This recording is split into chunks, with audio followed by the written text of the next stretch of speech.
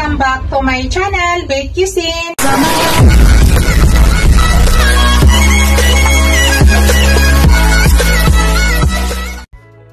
Hello guys, today's video guys, I want to share with you.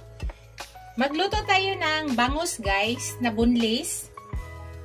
Yan po yung ating bangus. Pinabunlis ko na at in-slice ko na po yan ng ganyan. Yan, bunlis po yan guys ha. Nakabunlis po siya. Yan. In-slice ko po siya guys kasi napakalaki nito. Isang piraso lang yan guys, pero napakarami niya. So, i-fry natin guys. Check tingnan nyo guys kung paano ko ginagawa. I-fry ko siya nga mayroong harina at saka cornstarch. So, pakita ko sa inyo guys yung proseso bago ko siya i-fried. Yan, una guys, ginagawa ko, maglagay muna tayo ng asin dyan. I-massage muna natin sa asin. Hindi ko pala yung kinakaliskisan yan guys ha. May kaliskis po yung ilalim. Yung likod pala. Hindi ko pinatanggal yung kaliskis.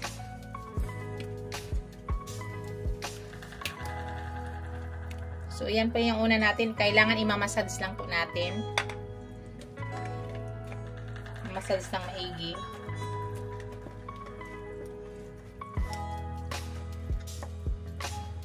Tapos, mga 10 to 15 minutes guys, pwede na ito lutuin. So, habang nagpiprepare tayo dito sa ating harina, mamarinate muna siya kahit mga 10 minutes.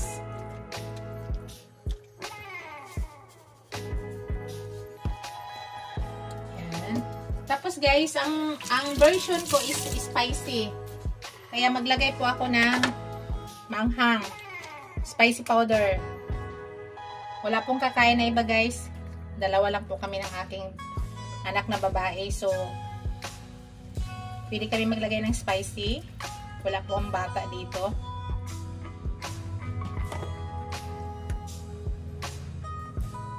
Spicy po yung version natin. Kailangan mamassage lang po lahat.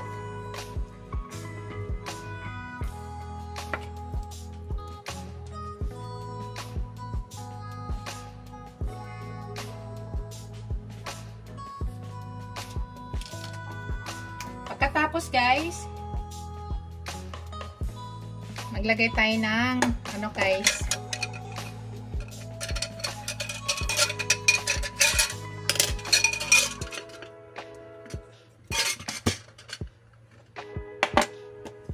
ground black pepper.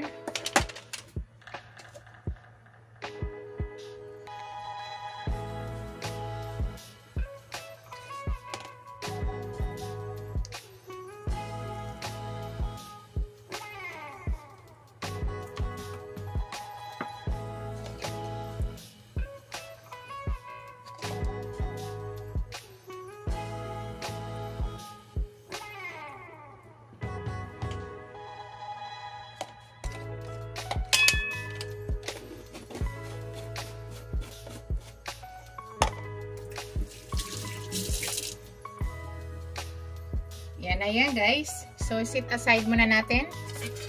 Tapos, gagawa tayo ng kanyang breading. So, yan ang ating fish.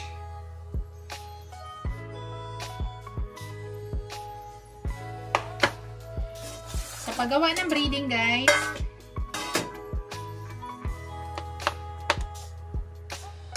maglagay muna ako ng garlic powder. Kumitigas ang garlic powder talaga guys.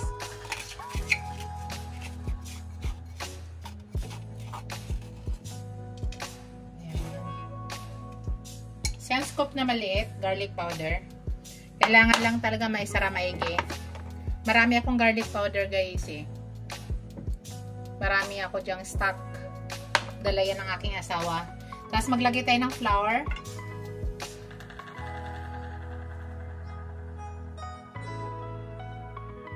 Estimate nyo guys kung ano karami yung isda nyo. Yan, tama na yan. Maglagay ako ng konting cornstarch guys.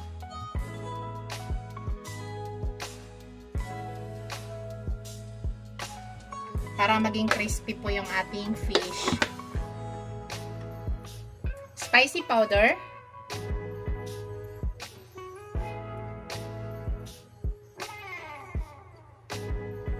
Tapos lagyan ko siya ng ground black pepper.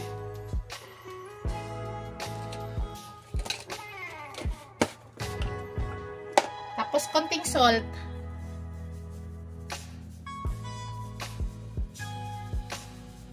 Konting salt lang guys. Tapos nimimix natin. Para mag-mix ko lahat.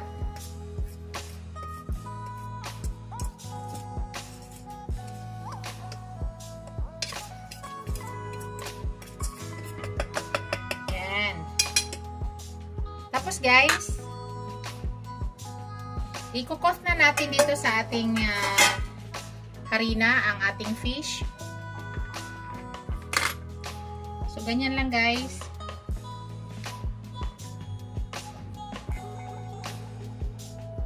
I-sure lang na makot lahat.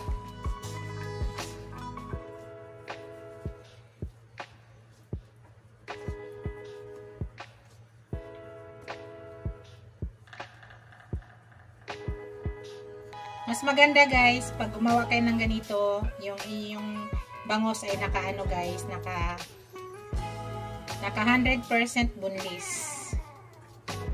Hindi naman talaga 100% kasi mayroon pa tagang naiiwan maliliit konti, pero okay na yan.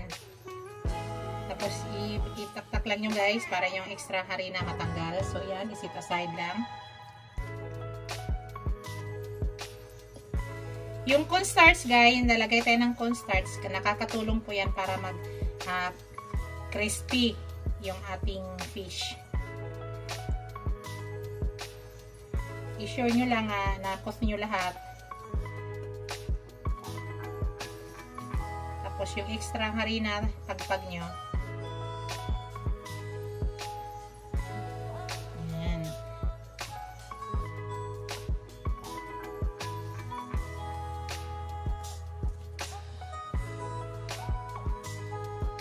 Guys, masarap tong bili.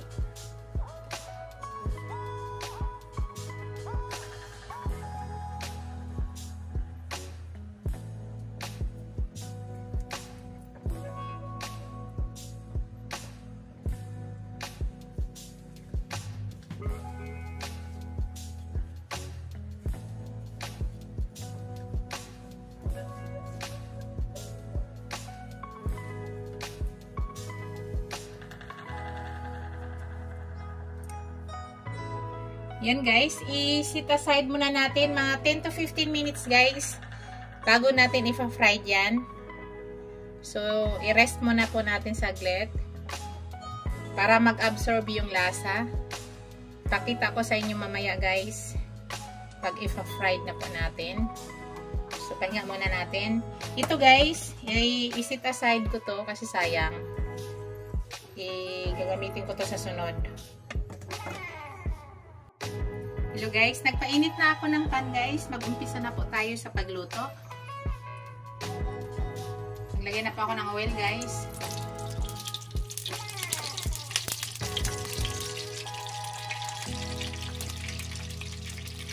So, painitin muna natin yan. Check natin guys kung mainit na.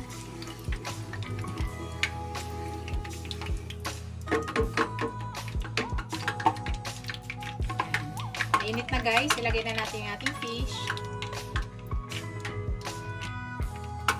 Ingat po kayo guys kasi tumatalsik po ito. Yung bangos ay natalsik.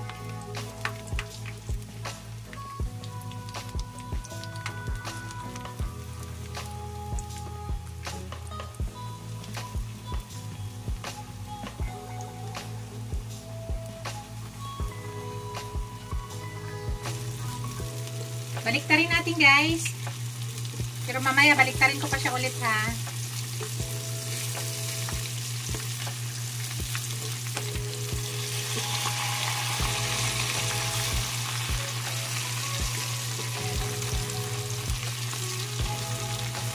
Dahil hindi tayo naka-deep fry.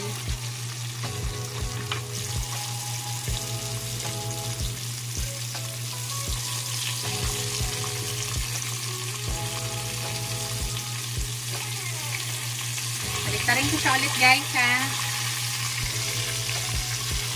Yan po yung ginagawa ko para makuha ko yung crispy ng isda. Dahil hindi ko na tayo naka-deep fry.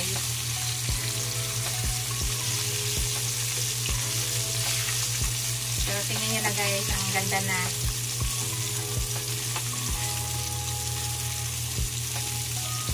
So, ayan, crispy na siya guys. Pero balik ka rin ko siya mamaya ulit.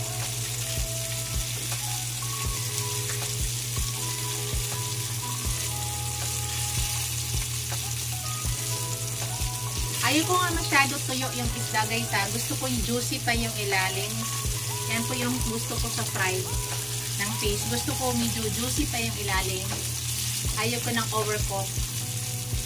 Mayroon kasing gusto guys nga, mas gusto nila pina-crispy talaga maigi. Sa akin, crispy lang yung outer, pero yung gusto ko yung sa loob ay gusto ko juicy pa. Gusto ko lang maging crispy yung outer na yan. Yan. May tayo ulit guys.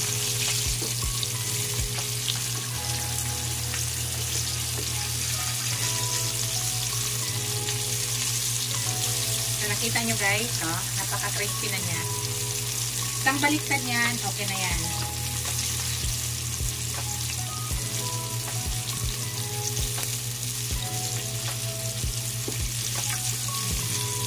Baliktarin ko ulit guys.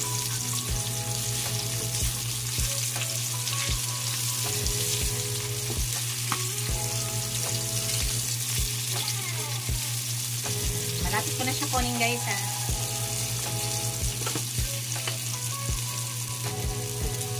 Kunin ko na siya guys.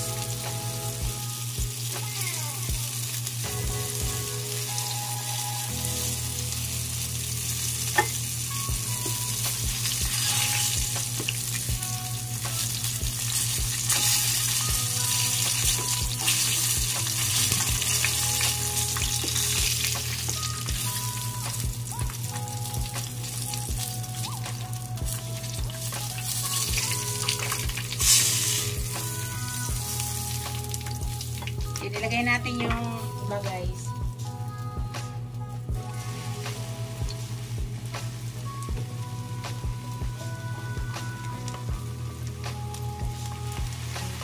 Tayin ulit natin, tapos baliktarin ulit natin mamaya. Baliktarin natin guys ha. Alam niyo guys, kung walang harina to, grabing talasik nito guys. Kaya hindi pa ako nagluluto nito guys na walang harina. Grabing talsik talaga. Baliktarin natin ulit guys.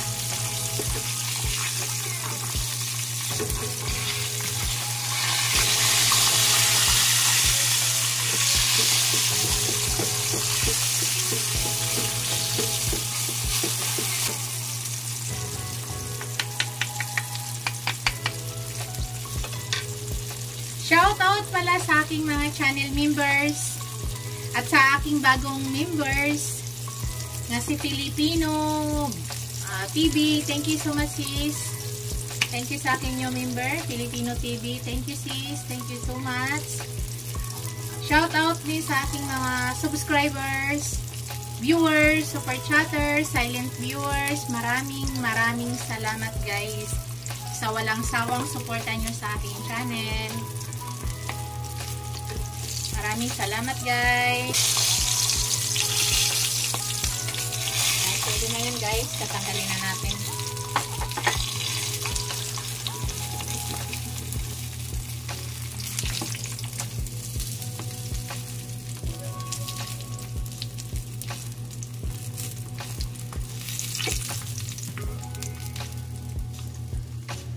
So, i-mix na po natin yung natira.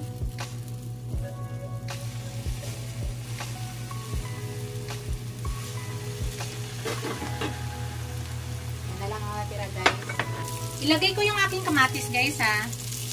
Ipiprito ko yung aking kamatis. Kakainin ko yan guys. Piniprito ko po yan.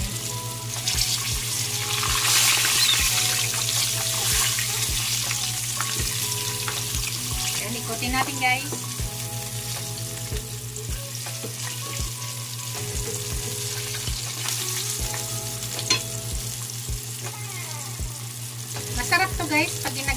kamatis. Kain na ng diretso. Yan, yung kamatis guys, tanggalin na natin. Okay na yan.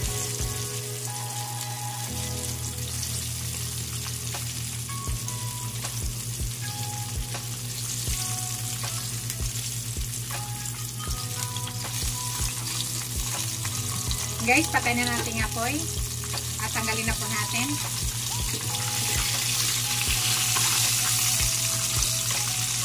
Pakita ko sa inyo guys ang ating finished product. Ratings po makita ko sa inyo. Hello guys, ito na yung aking finished product guys. Ito na yung aking fried bangus. Crispy fried bangus. Yan. Mayroon na tayong kamatis. Mayroon tayong kalamansi at saka sili. Thank you for watching guys. Don't forget to like, comment, share, and subscribe to my channel. See you in my next video guys. God bless us all. Ingat po kayo lahat guys. Bye! Yan guys, so yan ang paboritong kong part. Bye guys!